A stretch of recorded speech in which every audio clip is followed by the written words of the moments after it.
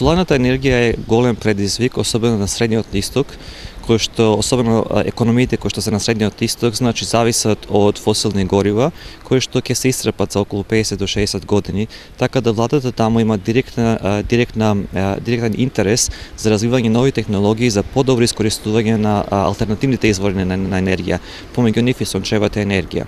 Иако сега соларните кели достигнаа свој максимум во однос на ефикасноста, има проблеми кои што се од практична природа, кои што треба да се решат, помеѓу нив и еден од проблемите е правот, кој што е во пустинските предели. Значи, еден од нашите проекти е всушност нови материјали кои што ќе придонесат за поефикасно отстранување на правот на соларните кели и со тоа поефикасно искористување на соларната енергија. Кога вашите истражувања би биле апликативни, би можеле да се искористат во пракса?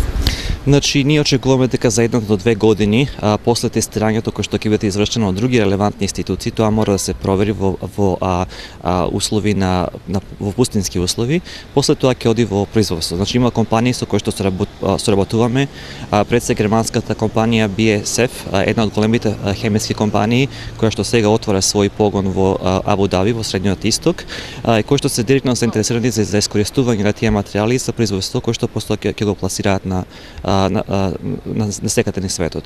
Што тоа што би го мотивирало Панчо Наумов да му помогне на македонското образование или дали да бидете професор или да подучувате таму во Абу Даби? Ние сме многу компетитивни, меѓутоа тоа што нам ни фали е она што е сега, значи сегашен развиток во науката, тоа што е модерна наука, кај нас не стигнува толку брзо. Значи постојат центри во Македонија кои што навистина се трудат да останат компетитивни во светски рамки, меѓутоа она што кај нас се всушност се сведува на класично образование, кој што секако е многу важно. Значи тоа што го имаме секако е многу важно, меѓутоа треба да се надградува постојано, бидејќи науката постојано се развива.